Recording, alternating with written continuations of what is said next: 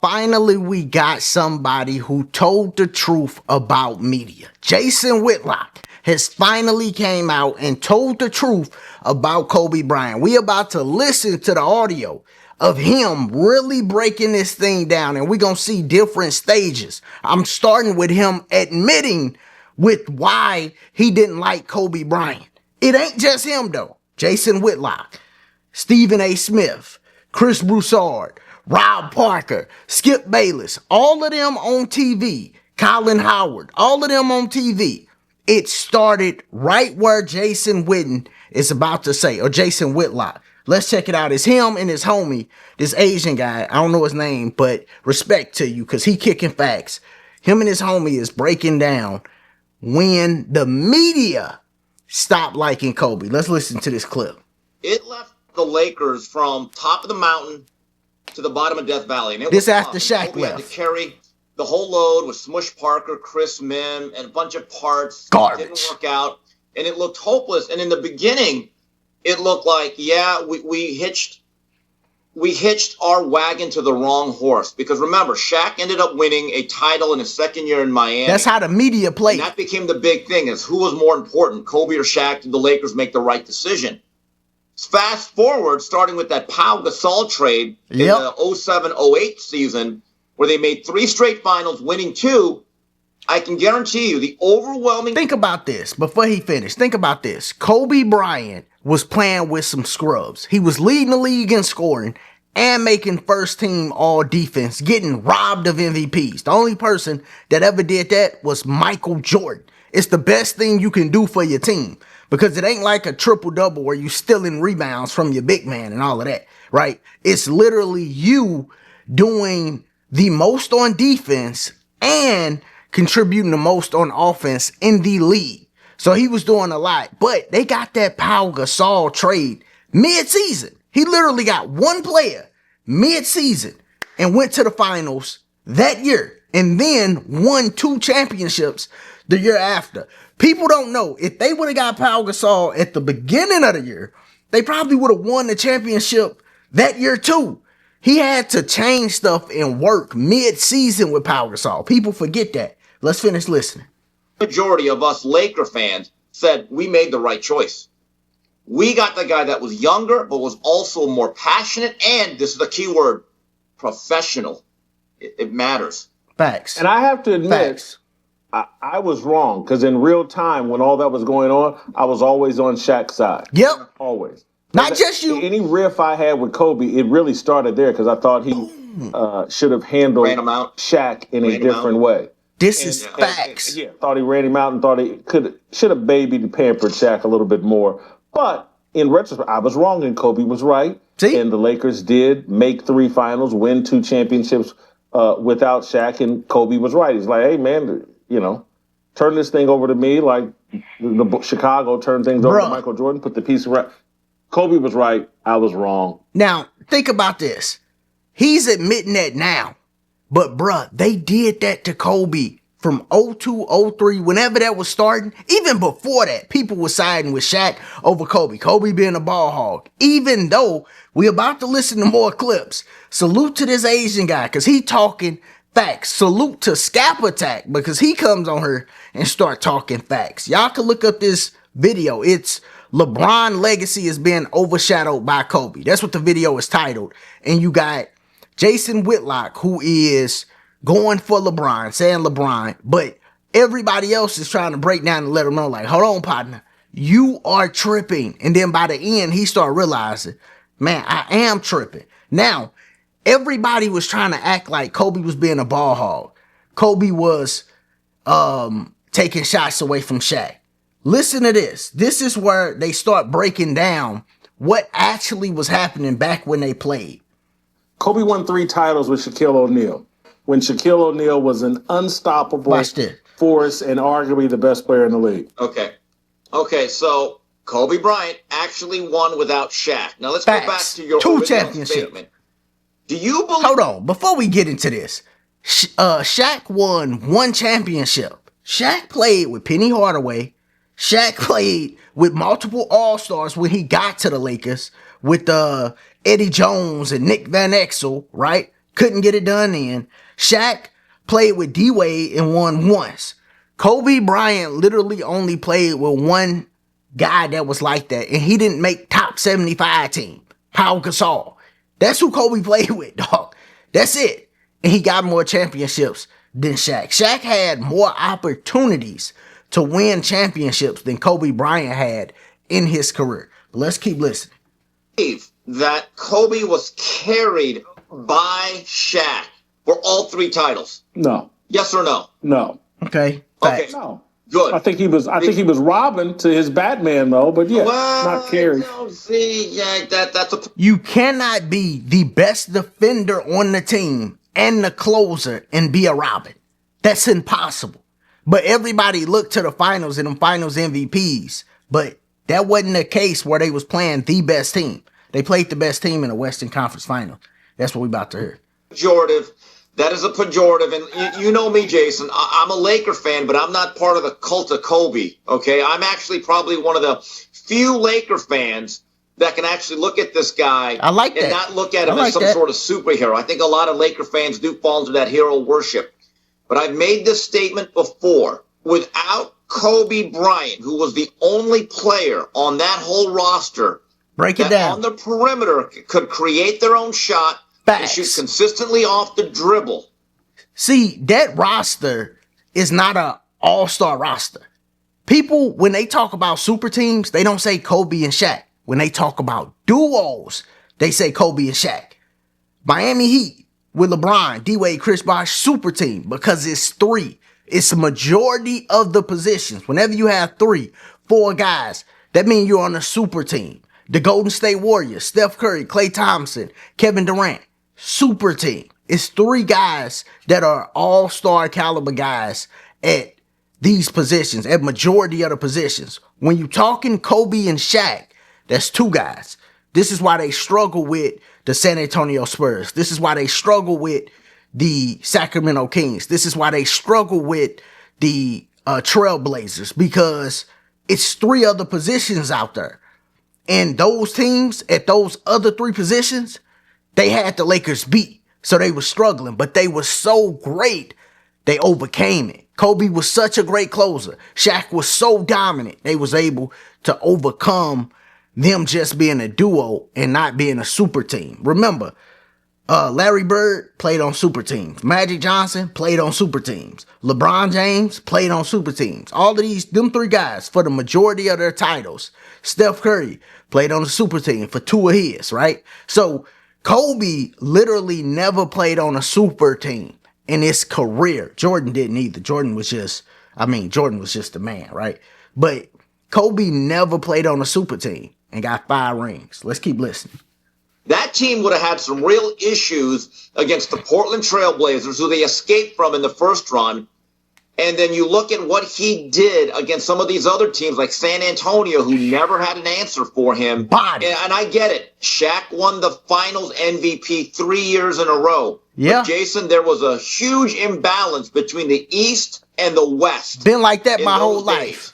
And all of the hard work was done getting to the NBA Finals. Facts. And then Shaq could beat up on a bunch of 5s that were not that good. Listen, it been like that my entire life watching basketball. I started watching in the late 90s. So I really didn't see Jordan. I might have seen Jordan in 98. I kind of remember that. But really, I really picked up with 99, 2000. That's when I started watching basketball. My entire life, the Eastern Conference has been weaker than the Western Conference. And I know in the 80s it was stronger.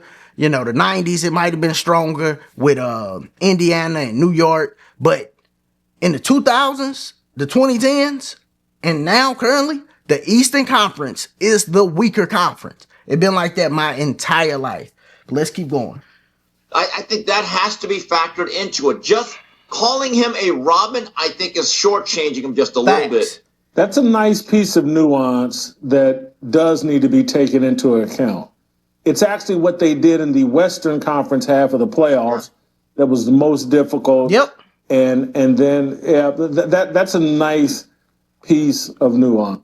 Facts. And see, when you look at those teams and you look at the top team that they played. So if you go on the 2000 championship Lakers, the 2001 championship Lakers, the 2002 championship Lakers, and then just look at those years and say, okay, who is the best team they played?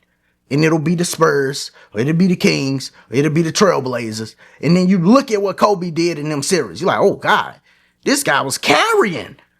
When they had to play the best, Kobe was carrying. Shaq was doing his thing too, but Kobe was putting up crazy games. He brought up the Spurs. It was a Kings game where he had like 48 and 16, something crazy. You're like, yo, watching it, you're just like, this is amazing. Because Kobe had it all. The skill. He was elegant. I mean, go left, go right, over the left shoulder, over the right shoulder, left hand, right hand. He had it all. Dribbling. He could dribble. He got dribbling moves. Counters to your counter. And then he got a counter for that. And then at that time, he was playing above the rim crazy. Like a lot of people don't even mention Kobe when it comes to in-game dunking. But if you just pulled up people highlights and said, all right, look at this highlight. Look at this highlight. Look, bruh, Kobe in-game dunking highlights look crazy. The dunk against KG. The dunk against Spreewell. The dunk where he go around the back 360.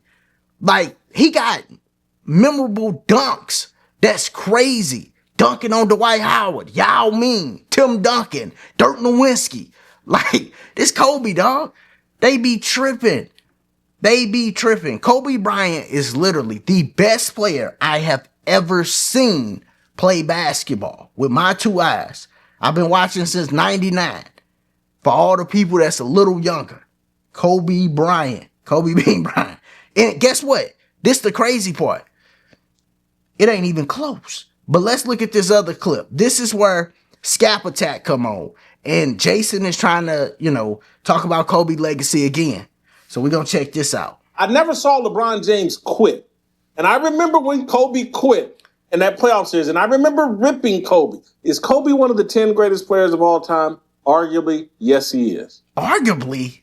Is he now number 2 behind Michael Jordan? Yeah. No, he's not. He's been number 2. I think we're going too far, Scap, trying to rate Kobe ahead of LeBron James. He been number 2. Listen, if y'all go back and listen to all the talk when Kobe played, they was comparing him to Jordan, man. Literally. And when he won his 5th ring, people was like, is he better than Jordan? Because everybody knew he won with less.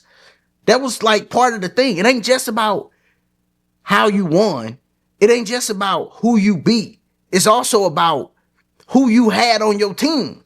Like, who did you actually win the championship with? Kobe went back-to-back, 3 straight finals appearances without another top 75 player. He's the only player in history of basketball to do that. And Pau Gasol wasn't a guy that people was like, Pau Gasol should have been top 75.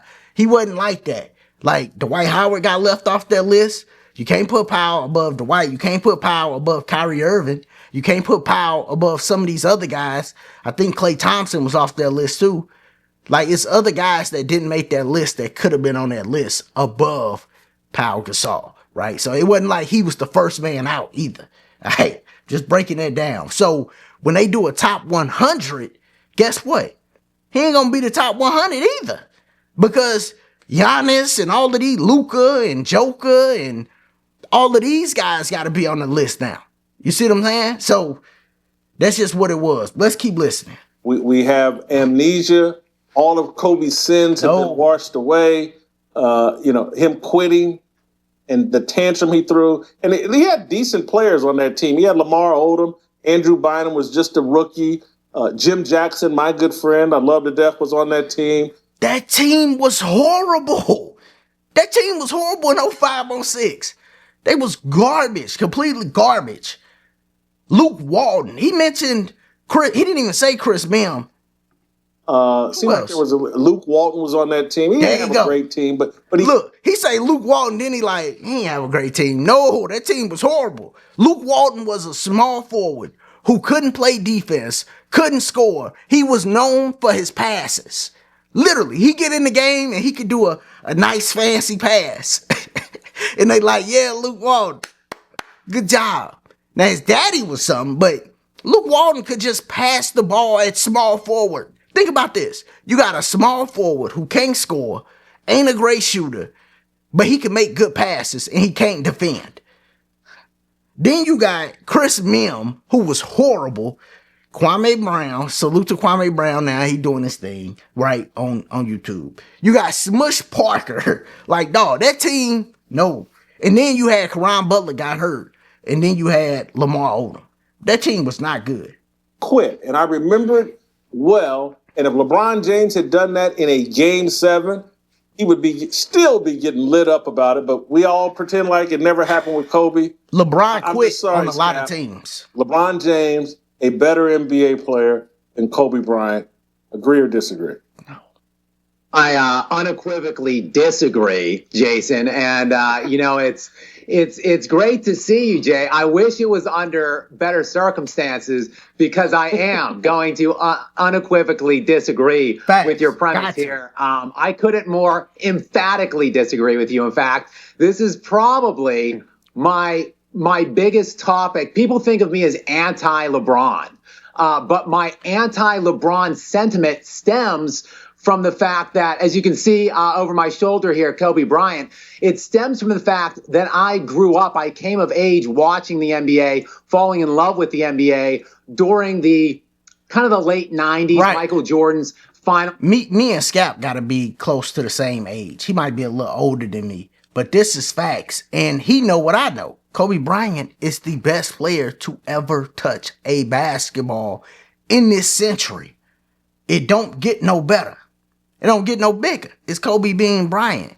Caught the case and all, came back and won. LeBron James has been the biggest marketed player because when Kobe Bryant caught that case from that period up to now, the league has been marketing LeBron James. So I get it because I know what marketing do to people. I get it. I understand. I know what marketing do to people. So, I get why people say what they say, but it just ain't true. Three-peat run, which segued into Kobe coming into the league, taking over, in my opinion, in the league of Michael Jordan. And then the battle for power between he and LeBron. So I had a really up close and personal, perspective on this battle between Kobe and LeBron. And look, while we're talking Suns Game 7, let me help you out, Jason. Let me help you out. Because Kobe Bryant has more than just that. I would argue that Suns game wasn't even Kobe's biggest flaw. So before I get to the defense of Kobe Bryant, let me just go ahead and admit that there are absolutely flaws and critiques that could be made about. See, it's not about the flaws, though. It ain't about him, the Game 7 with Phoenix. It's not about the 04 Pistons, other loss he had in the finals. It ain't really about that. Yes, he got flaws. All the players do. Every player does. LeBron does. Bird does. The only player that really don't is Jordan, where you look and go, man, this dude was like flawless. But that's why he's the GOAT. Jordan is the GOAT. I think Kobe the best player to ever touch a basketball, but he's not the GOAT. Michael Jordan is the GOAT because he dominated his competition like none other. Mike is the only one with no flaws. Tragic Magic got flaws. Bird definitely got flaws. Bird got playoff series where he put up 8 points in his prime. Like, whoa. Like, Bird got flaws. Bird, yeah, for sure. Everybody got flaws, though. Tim Duncan lost in the Olympics. Never got a gold medal. Tim Duncan was a first seed and got bounced in the first round. Dirk Nowitzki won MVP. That should have went to Kobe Bryant. Kobe Bryant led the league in scoring that year. First team all defense. They had him like third MVP voting. They was robbing Kobe. They robbed Kobe 2 years. They robbed Kobe 2 years and then gave it to him the third year. He had to win it 3 years to get one, basically. But Dirk Nowitzki, number 1 seed, bounced in the same year he won MVP in the first round as the number 1 seed. Great players really don't do that. You know what I'm saying? All the great players got flaws, though. So let's keep Bryant's career. You point out the Game 7. Fair. Even though, Jason, you say that he had a good team, he had not one single player on that team that ever made a single All-Star or All-NBA selection ever. Not just for that season, Jason. I'm not talking about 2006. Look at his roster, which has Smush Parker as the starting point guard on that team. Kwame Brown as the starting five, either him or Chris Mim. Look at that whole roster breakdown. No one on that team ever in their entire careers made a single All-Star game ever or was voted or selected to an All-NBA team. He was the 7th or 8th seeded team that year that they played the 2006 Suns with MVP Steve Nash. The MVP, he was robbed. But yeah, that's the end of that clip. So, you know, Scap came with them facts. Like, yo, that team was not good at all. Ain't nobody on that team make an All-Star ever in their career, All-NBA, anything like that. And Jason, I'm looking at his face instead of just the audio like I'm playing for y'all. He looking like, dang, man, this dude coming with facts. But I played this in that order because I wanted y'all to see that the media was biased against Kobe. And then I want y'all to see Jason realize that the media was biased and then show him debating and realizing how biased he was because he's debating these people and they like, hold on, dog. You forgetting who Kobe was for real. And you might have been clouded at that time by your biasness for Shaq and how he handled the Colorado situation. And that fraudulent, I think that was the first accusation in my time where I'm like, yo, this don't seem right. But you got to remember, people been rapping about this forever. People been talking about dudes getting fraudulent cases put on them and then it hurting them. You just had the girl from the Duke lacrosse team, the black chick, come out 20 years later. I lied. You messed up them dudes' lives and lied about it. That's crazy. The Emmett Till situation back in it, crazy. But it happens. When will mainstream media wake up and understand that happened? Tupac said, yo, it's a lot of real G's doing time because a groupie bent the truth and told a lie. Biggie literally said, another intricate plot, why she trying to stick me for my paper? Like, we've had rappers talk about this. Even Jay-Z, Jigga Man, on Lucky Me. He say, yo, you think I'm freaking these chicks, right? No, I'm trying not to brush against their chest. You get a lawsuit for like that. Literally. Rappers been trying to tell us for years.